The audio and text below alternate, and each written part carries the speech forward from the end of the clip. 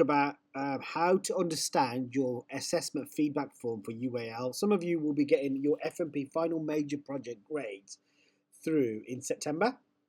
And in order to understand your grade, your tutors at your colleges will be giving you a grade. And a lot of you might be thinking, what grade have I got? Have I got a pass, merit, distinction? Now, UAL tends to work with a pass, merit, distinction. BTEC usually works with a pass, merit, distinction. And if you're studying A-levels, it's a totally different sort of ball game in terms of grading, and you will need to do an exam.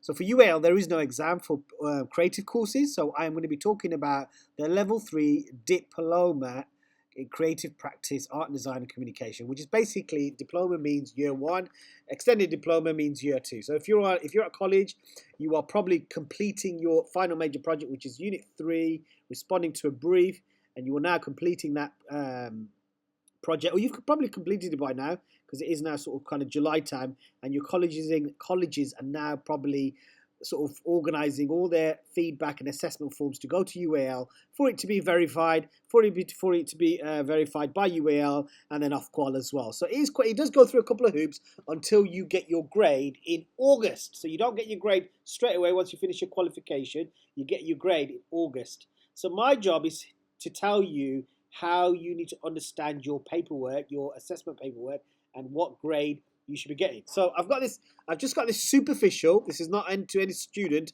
and I've downloaded this. You can download this from the UAL site, and I've downloaded this. So in order to get a grade, you need to pass all of these AO1, 2, 3, 4, 5, 6, 7, and 8.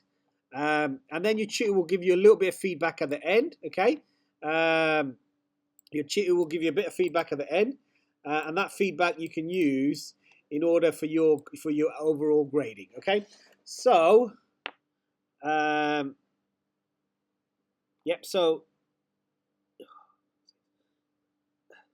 you'll get a bit of feedback at the end, which your tutor will put in here. Okay, so this is a bit of a random bit of information that I've just put in, and if you failed, you will get a referral, and you'll get at least, I would say, about 10 days in order to rectify that referral and to be able to pass your course that you are currently doing. Okay, so it's really important that you pass all these different criteria. So AO1 is understand the brief, AO2 is plan and realize the project brief, AO3 is research, so research is researching into creative artists, practitioners. AO4 is do practical work, so you have to respond to the research and make practical experiments based on your research in a creative way. The more sophisticated it is, the more higher grades you will get. Okay, so that's AO3, AO4.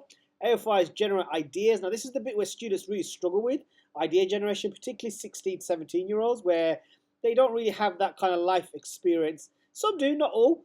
And to generate lots and lots of different conceptual ideas, sometimes students do struggle with that outcome.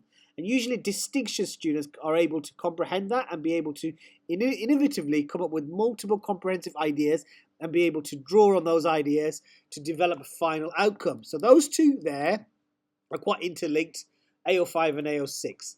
And then AO7 is how you present your work. So presentation techniques, presentation for creative courses are quite important, and how you present your work is quite important as well. So essentially you will present your work in a portfolio, and you will you'll purposely present it, and if it's more sophisticated and skillfully imaginatively presented, then obviously you'll get a higher grade. The final outcome is AO8, which is reflect. Now, on a UL course, you've got to really reflect across your whole portfolio of work. So you might do annotations, you might do weekly blogs, you might do journals, you might go on visits and reflect on those. So it's really, really important that you, across your project, reflect on your work. Okay, so in order to get like a merit, so if you notice all of this is highlighted in blue, in order to get a merit, you have to make sure you get all of the merit criteria. So this student has got all of the merit criteria, therefore this student has achieved a merit. If, for example, this student got this AO4 in the distinction, which is the distinction criteria, so they say the student got a couple of these distinction, but the rest were merits, the student will get a merit overall. In order to get a distinction, you must get all of the distinction criteria to get a distinction. Okay? So does that make sense? So in September, you'll be getting your grades, and your tutors should be giving these out to you sort of kind of like if you're coming back, if you're first year, so you're going to second year, your tutor should really be sitting with you in September and going through your grade paperwork and just telling you some action points, improvement points in order to how to get a better grade. Okay, any questions, please do post. This is a little student assessment feedback tutorial, slightly different from my camera tutorial. So if you've got any questions, please do post. Thanks guys, bye bye.